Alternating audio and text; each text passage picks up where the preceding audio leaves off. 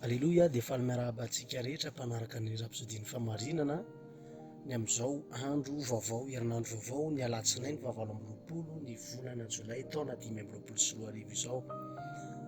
Ny rapsodiny famarinana izay nosoratan'ny lehilahin'Andriamanitra Dr Révérend Chris Oyakhilome ho antsika ho amin'ny anio dia nampitondraina ny lohahevitra manao hoe mivavaha amin'ny fiteny tsy fantatra mandrakariva. Hoy izy hoe mivavaha amin'ny fiteny tsy fantatra mandrakariva.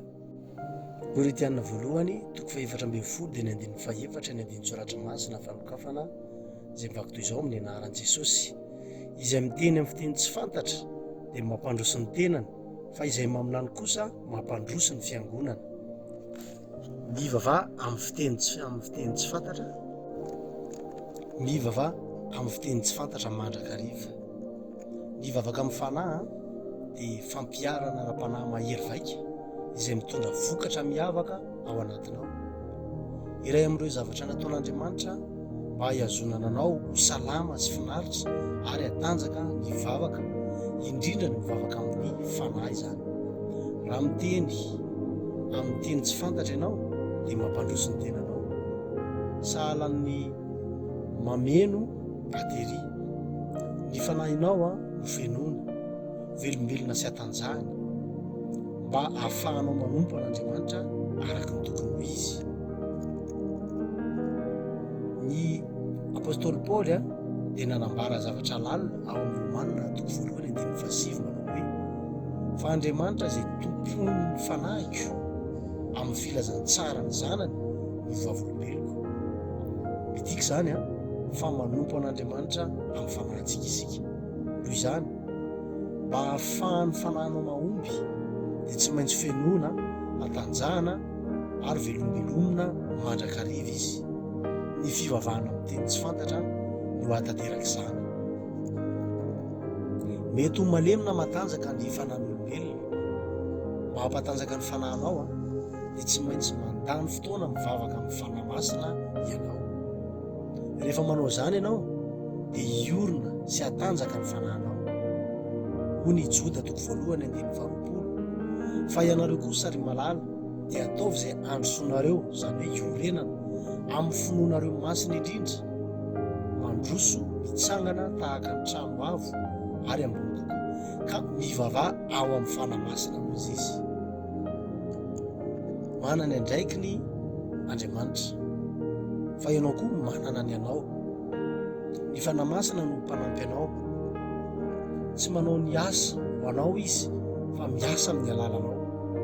Ny Paoly ao amin'ny Efesiana toko 7 dia ny andininy faha 12 sy ny faha 19. Ary noho izany no andoleko amin'ny ray izay azony ny fianakaviana rehetra zany an-danitra sy ety an-tany anarana mba homeny anareo araka ny haren'ny voninahiny, ny mba ho hatanjahana fatratra amin'ny fanahiny ny toe-panahinareo.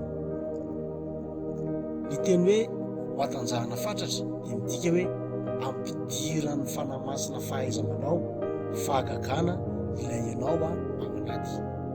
Takatry Paoly lalina izany famarinana izany, ka izany no antony nanaovany fanambarana miavaka ao amin'ny Koritianina voalohany dia toko faha 4 dia ny andininy 7 manao hoe misaotra an'Andriamanitra aho fa miteny amin'ny fiteny tsy fantatra mihoatra noho ianareo rehetra aho.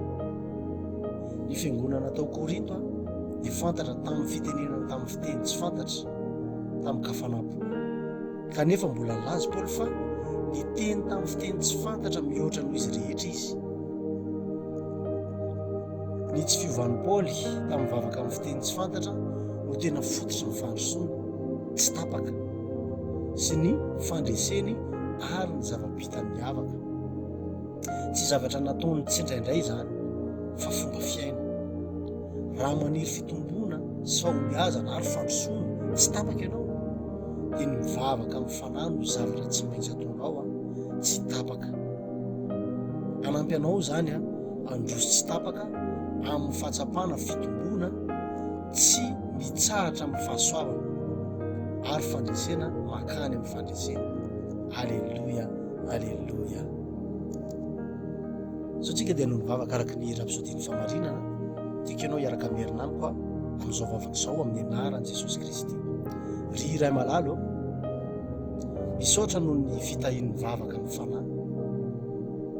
Amin'ny alalany no ananganana sy ampatanjahina ny fanahiko mba hahafahako manompo anao amin'ny fahombiazana.